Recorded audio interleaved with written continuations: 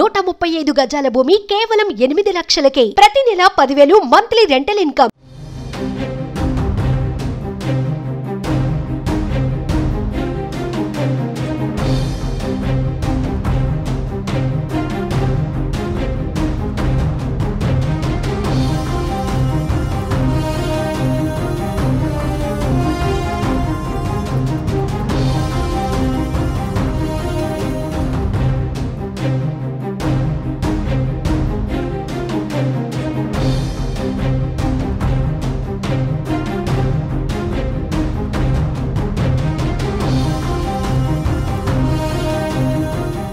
AP హోంమంత్రి Vangalapudi అనితను YS Vivekananda Reddy కుమార్తె సునీత కలిశారు.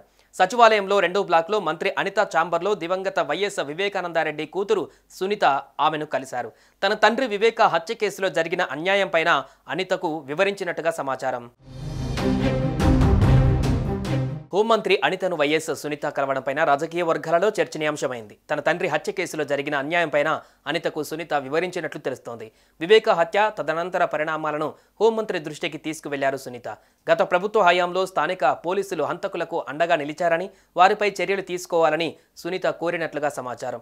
కేసు విచారణ జరుపుతున్న సిబిఐ అధికారులపై తప్పుడు కేసు పెట్టడంతో పాటు సాక్షుల్ని బెదిరించి పోలీసులు కేసును నీరుగార్చే విధంగా వ్యవహరించారని సునీత తెలిపారు. ప్రస్తుతం సిబిఐ విచారణలో ఉన్న కేసుకు సంబంధించి సంపూర్ణ సహకారం ఉంటుందని హోంమంత్రి అనిత భరోసా ఇచ్చినట్టుగా తెలుస్తోంది. దోషులకు శిక్ష పడేలా చూసేందుకు ప్రభుత్వం చిత్తశుద్ధితో పనిచేస్తుందని, తప్పు చేసిన పోలీసులను వదిలిపెట్టమని హోంమంత్రి స్పష్టం చేశారు. తెలుగు రాష్ట్రాలలో సంచలనంగా మారిన మాజీ మంత్రి వివేకానందరెడ్డి హత్య కేసులో అసలు వాస్తవాలు ఏంటి అన్నది ఇంకా బయటకు రావడం లేదు. హత్య జరిగి ఏళ్లు గడుస్తున్నా కేసు చిక్కుముడి పూర్తిగా వీడలేదు.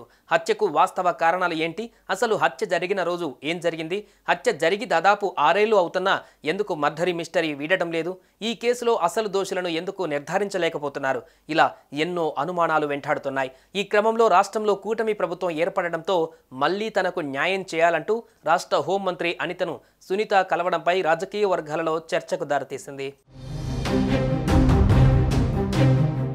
సుమన్ టీవీలో మీ పర్సనల్ అండ్ బిజినెస్ ప్రమోషన్స్ కోసం కింది నెంబర్కి కాంటాక్ట్ చేయండి.